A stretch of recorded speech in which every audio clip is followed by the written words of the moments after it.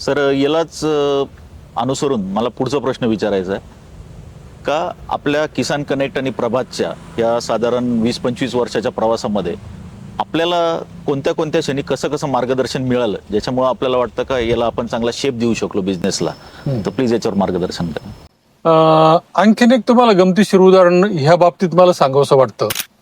मला आठवतंय की प्रभात डेअरी आम्ही 98ला स्टार्ट केली आणि 99ला मी आणि आमचे चिरंजीव विवेक हो. आम्ही सिन्नर MIDC मध्ये वडिलालच्या प्रोजेक्टमध्ये गेलो. तिथं एक खूप एक्सपिरियन्स आणि शिकलेले मिस्टर कुलकर्णी म्हणून जनरल मॅनेजर होते त्या वडिलालच्या प्लॅन्टचे. तर त्यांच्या केबिनच्या बाहेर खूप मोठ्या त्या MSc डेअरी PhD वगैरे अशा होत्या. त्यांनी आम्हाला तो प्लॅन्ट सगळा दाखवला आणि चहा सांगितला. तर मी त्यांना प्रश्न विचारला, म्हणलं सर तुम्ही इतके एक्सपिरियन्स आहात, तुमच्याकडे 40-50 वर्षाचा अनुभव आहे, एवढ्या मोठ्या डेअरी मधल्या डिग्रीज आहेत, मग तुम्ही डेअरीमध्ये स्वतःच का नाही आला आतापर्यंत? तर ते म्हणे मग त्याच्यामुळंच. म्हटलं मग त्याच्यामुळं कसं काय? नाही म्हणे मग आम्हाला त्यातले धोके माहित आहेत ना, म्हणून आम्ही आलो नाही. म्हटलं मग आम्ही का आलो? पण तुम्हाला यातले धोके माहित नाही ना, म्हणून तुम्ही डेअरिंग केलं याच्यामध्ये यायचं. तर मला ते फार नेहमी आठवतं त्यांचं उदाहरण. तर ह्याच्यामध्ये उद्योजकाने व्यवसायामध्ये येताना खूप म्हणजे विचक्षण असणं आवश्यक आहे.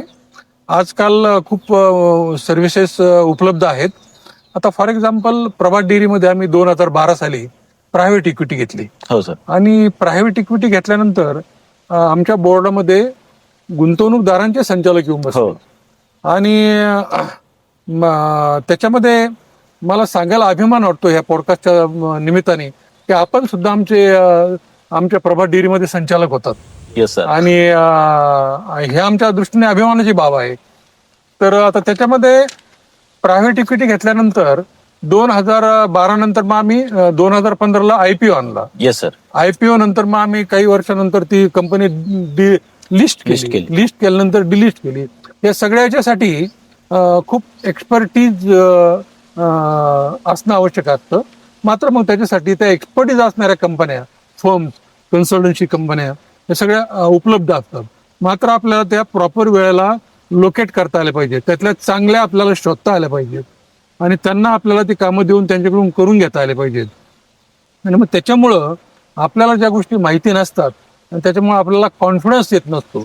मात्र आपल्याला योग्य वेळी आपण योग्य मार्गदर्शन जर घेऊ शकलो, उपलब्ध करू शकलो, तर मात्र आपल्याला आपल्यापासून यश फारसं दूर नसतं. येस सर, निश्चितच.